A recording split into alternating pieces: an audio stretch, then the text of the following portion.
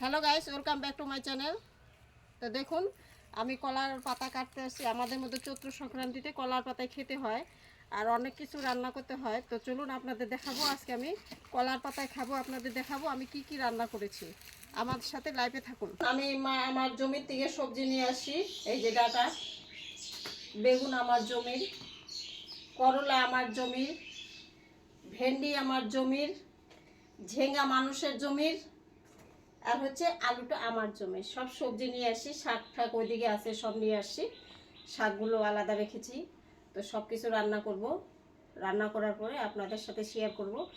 তো আজকে আমি কি কি রান্না করছি, চৈত্র সংক্রান্তিতে আমাদের কি কি খেতে হয় আপনাদের সাথে শেয়ার করব। তবে আমাদের আজকে কলার পাতায় খেতে হয়, আমি কলার পাতা কেটে নিয়ে আসি।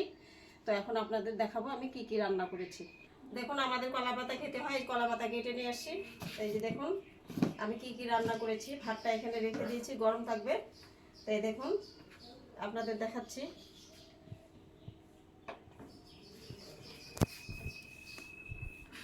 প্রথমে দিলাম সাদা ভাত,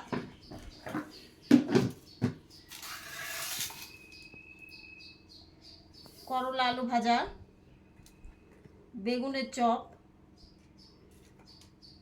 ঝিঙার চপ,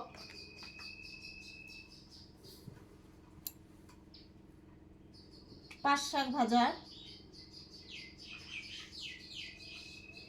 ভেন্ডি ভাজা, তিতা খেতে হয় নিম পাতা ভাজা,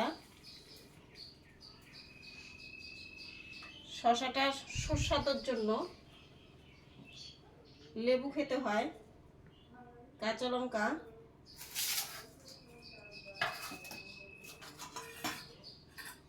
এখানে অনেক কিছু আছে তার সাথে শেয়ার করেছি।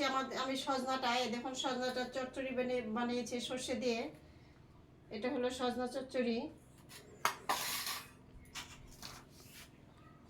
তারপরে হলো তিতা ডাল, তিতা ডাল। তারপরে হচ্ছে আলু পনির,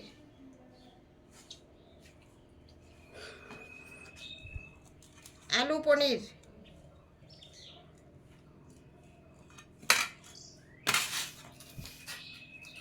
তারপরে হচ্ছে চাটনি।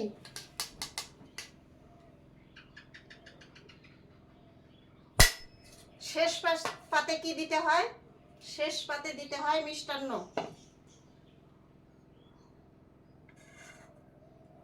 এই যে মিষ্টান্ন।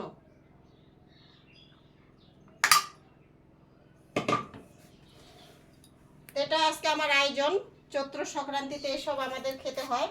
তো দেখুন আপনাদের সাথে শেয়ার করলাম। আপনাদের কেমন লাগলো ভিডিওটা আমাকে একটু কমেন্টে দয়া করে জানাবেন। যদি ভালো লেগে থাকে একটা লাইক বা সাবস্ক্রাইব করে দিবেন। আপনারা সংক্রান্তিতে কি কি খান আমাকে একটু কমেন্টে জানাবেন।